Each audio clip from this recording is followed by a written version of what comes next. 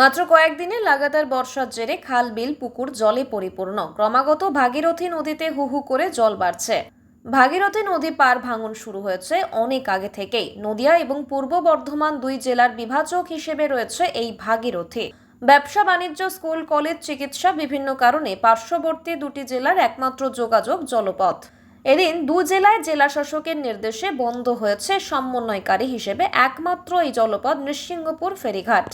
জল পরিবহন বন্ধের সরকারি এই সিদ্ধান্তের দুই জেলায় মানুষজন পড়েছেন বিপাকে। লঞ্চ ও ভেসেলের মাধ্যমে গবাদি পশুর খাবার, বিচুলি, মাছ, কাঁচা আনাজ, বিশেষ করে চাল, ধান, ব্যবসা বাণিজ্যের বিভিন্ন সামগ্রী, এমনকি বিভিন্ন পেশায় এবং চাকুরিতে যুক্ত নিত্য যাতায়াত করা মানুষজন যথেষ্টই সমস্যায় রয়েছেন। কারণ তারা জানেনই না কতদিনের জন্য বন্ধ থাকবে জলপথ। সরকারি তরফে পরিস্থিতি স্বাভাবিক না হয়ে ওঠা পর্যন্ত অনির্দিষ্টকালের জন্যই এই জলপথ বন্ধ থাকবে বলে সূত্রের খবর। দুই জেলার প্রশাসনিক সূত্রে জানা গিয়েছে, ভাগীরথীর তীরবর্তী দুই জেলায় গ্রামগুলিতে ইতিমধ্যেই জল ঢোকার সম্ভাবনা দেখতে পাচ্ছেন তারা। আর সেই ক্ষেত্রে এই দুটি ঘাট অত্যন্ত বিপজ্জনক হয়ে উঠতে পারে।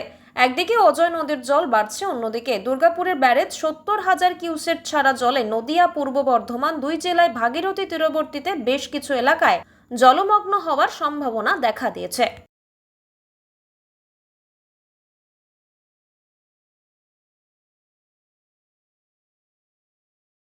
দাদা ভাই, ইতিমধ্যে জলস্তর বেড়েছে এবং সেখান থেকে প্রশাসনের উদ্যোগে এই ঘাট বন্ধ করে দেওয়া হয়েছে। কতটা আপনারা অসুবিধার সম্মুখীন হচ্ছেন? অসুবিধা তো হচ্ছেই, মানে কালনা এমার্জেন্সি কাজ ছিল, তো যেতে পারবো না এখন। এই সন্ধ্যেবেলা পেশেন্ট ভর্তি আছে আমার, হ্যাঁ যাওয়ার আছে, রক্ত দেওয়ার ব্যাপার আছে, তখন যেতে পারছি না। অসুবিধা তো হচ্ছে। খেয়াল খুশি তো কাজ করলে হবে না। প্রশাসনের নজর দেওয়া উচিত যে যাতে এই বিষয়গুলো না আগামী দিনে হয়। আমি যে বিপদে পড়লাম আজকে, প্রশাসন যে গাফিলতি এটা বোঝা গেল পরে। যে আমি রক্ত দিতে যাবো, হ্যাঁ, তো পাচ্ছি না, হসপিটাল যাবো, আমি তো কী করবো? কোথা থেকে আসছিলেন আপনি? আমি কৃষ্ণনগর থেকে আসছি। যাবেন কোথায়? কালনাতে? কালনা যাবো। তো এই যে অতি আবশ্যকীয় কাজ, অর্থাৎ একটা মানুষের জীবনহানিও ঘটতে পারে, এই বিষয়ে প্রশাসনকে জানালে তো কোনো রকম আপনাদের সহযোগিতা করছে না? না, প্রশাসনকে জানানোই হচ্ছে না বিষয়টা, এটাই মনে হয়। এখানে তো আধিকারিকরা রয়েছে, জল প্রশাসন নিশ্চয়ই সহযোগিতা করবেন, তো প্রশাসনকে মনে হয় জানানো হচ্ছে না, ঠিক সঠিক বার্তা পৌঁছাচ্ছে না প্রশাসনের কাছে।